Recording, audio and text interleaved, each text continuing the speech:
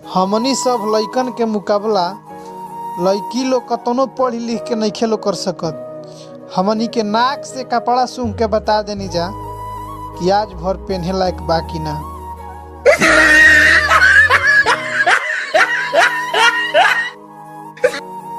एह धरती पर अमीर गरीब के भी गजबे नसीब होला।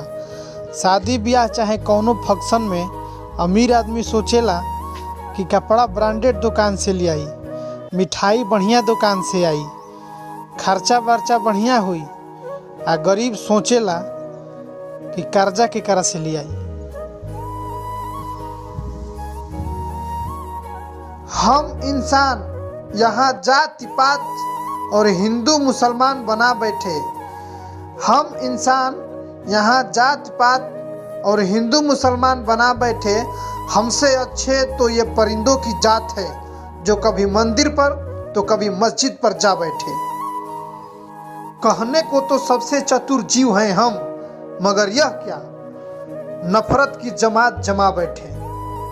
आजकल सबसे ज्यादा मान सम्मान करे वाला उहे संगतिया दोस्त बाड़न स जौन बिना पूछले कहेलन स, ए भैया तू एक पैक जदे ले लो। बचपन के शिकायत भी तरह तरह के होला। हमनी के तो स्कूल में के शिकायत इहे रहे कि मैडम जी हई बार बार हिलावत रह। हाँ मतलब लिखे नहीं खन देत।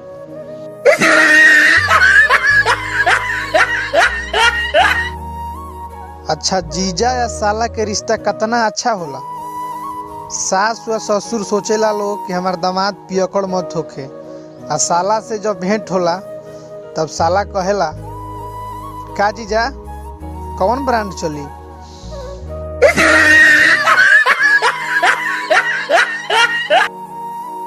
जब कोनो लड़की देखे जाई कोनो बात पूछी तो एकदम धीरे धीरे बोले ली सब मिठाईस। शादी भइला के बाद पता नहीं कनी के आवाज में डीजे कहाँ से लग जाला, सबके नचा देली सब।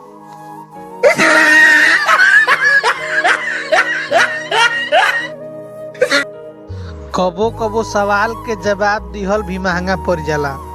आज हमसे मैडम जी पूछली है कि जिंदा रहने के लिए क्या जरूरी है, तो हमहू कह देनी है कि जिंदा रहने के लिए तेरी कसम एक मुलाकात जरूरी है सनम।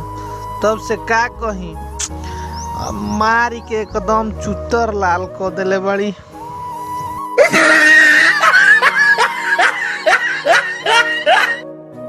अच्छा ये गर्लफ्रेंड कितना निमन होली सब, समय समय पर पूछत रहेली से कि मेरे बाबू ने खाना खाया, मेरा बाबू ने खाना खाया।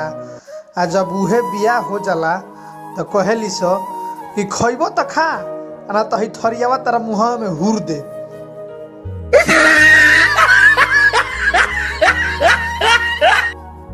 आज बाजार में एगो संगे पढ़े वाली लड़की भेटा गई है, तो हम ओकरा से पूछनी है कि हमके पहचाना तारू, हम तू संग ही स्कूल में पढ़त रहनी जा।